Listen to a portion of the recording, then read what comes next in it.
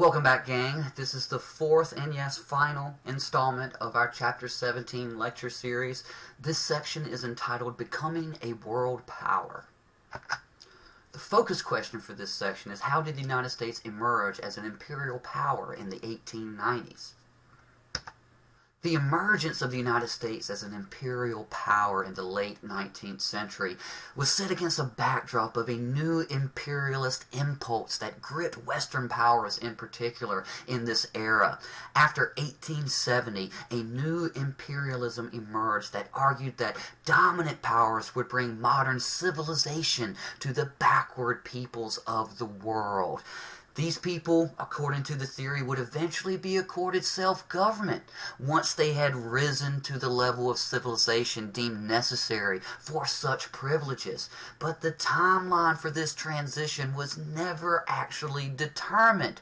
And in reality, empire became another word for exploitation as imperial powers scoured the globe for backward nations that they could occupy and for resources that they could exploit for their gain and profit.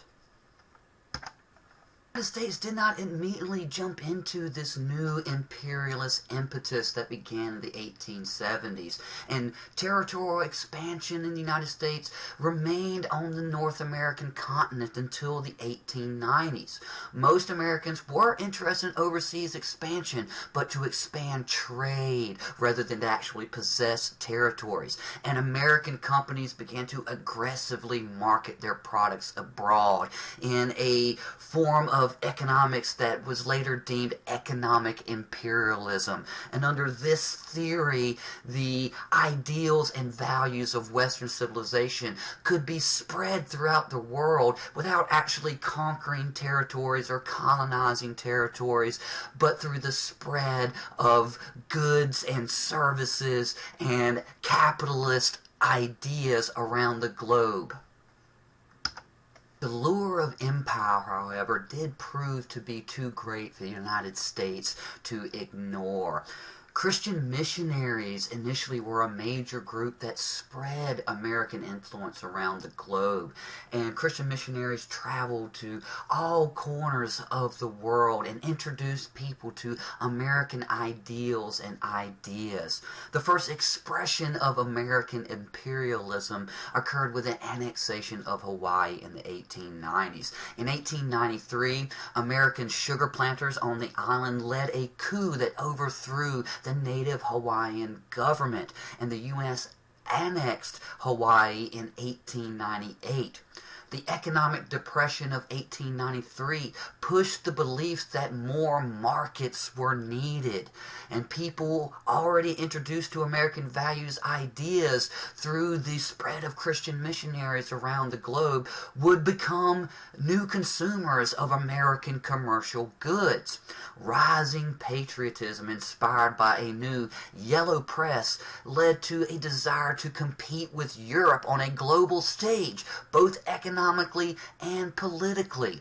And the yellow press was a term that was coined at this time to describe a style of journalism that focused on sensationalism rather than legitimate, well-researched news.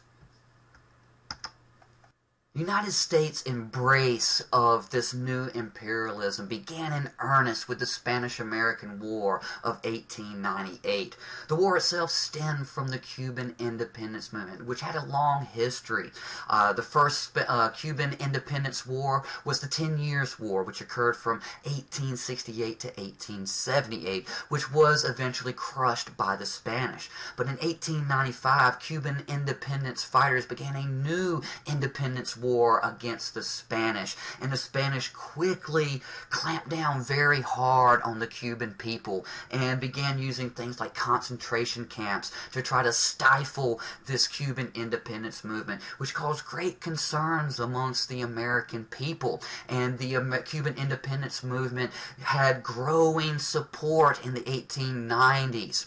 In 1898, the U.S. military sent one of its warships, the USS Maine, to be stationed in Havana Harbor to protect American interests in the region. And while the USS Maine was stationed in the Havana harbor, there was an explosion on the USS Maine, which was blamed on the Spanish. And the Yellow Press particularly had a substantial role in spreading this idea that the Spanish sabotaged USS Maine. And there were quickly calls for Congress to declare war on Spain, which did happen. However, it turned out, after much investigation, much later after the incident, that the explosion was not some sort of Spanish sabotage, but it was actually an accidental explosion.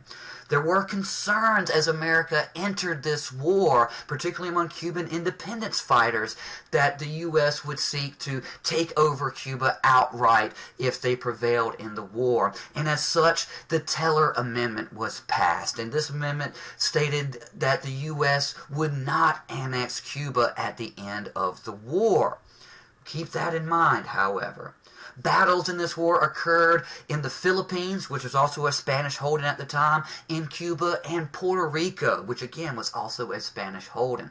The war lasted only 4 months, or at least the American part of the war, and there were minimal American losses. Now also, it's important to keep in mind that by the time the U.S. entered the war, the Cuban independence fighters already had sort of an upper hand in the war, and America just kind of came in and mopped up the pieces and claimed victory for itself in this process. The Spanish-American War ended with the United States in possession of a small overseas empire for the first time in its history. The peace treaty that concluded the war granted the United States control of the Philippines, Puerto Rico, and Guam in the Pacific Ocean, which was another Spanish holding prior to the war. Now, whereas the Teller Amendment that we mentioned in the previous slide basically disallowed the United States from overtly annexing Cuba into the United States, another amendment was passed immediately after war known as the Platt Amendment, which authorized the United States to intervene militarily in Cuba at any time that it saw fit. If it deemed the Cuban government as becoming unstable in any way, it could send in American troops to restabilize the region, which it did so at several points in the early 20th century. And in reality, up until Fidel Castro's revolt in the late 1950s, Cuba was more or less a de facto colony of the United States and very much under United States control, as the U.S.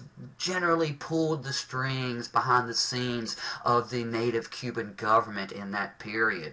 In general, overseas possessions were now seen as strategic outposts for trade, and soon after the war, particularly thanks to all those new possessions in the Pacific like the Philippines and Guam, the open door policy with China was announced, which called for the free movements of goods and money to China, which was long a goal of American business interests to open up the lucrative Chinese markets to American trade. The end of the Spanish-American War was not the end of American conflicts over these new holdings. And between 1899 and 1902, the U.S. engaged in the Philippine War. Now, prior to American entry into the Spanish-American War, the Filipinos had been waging a war of independence of their own against Spain led by Emilio Aguinaldo. And when America was granted the Philippines at the conclusion of the Spanish-American War, these Filipino independence fighters were none too happy about that, and they launched a second brutal war in the Philippines against the United States occupation of the Philippines. President McKinley said that the United States wanted to uplift its possessions, but policies usually benefited the Americans rather than the island's residents. And take note of this picture right here. This is actually a picture of American troops in the Philippines actually waterboarding a Filipino insurrectionist at the time. And this, of course, calls up images of more recent incidences of waterboarding as they relate to the American war against terrorism around the globe, and shows that such practices were nothing new to modern American experience. American rule in its new overseas territories brought with it American racial attitudes. And in this period of this new imperialism, a new idea emerged that was known as the white man's burden, which was a phrase coined by British writer Rudyard Kipling.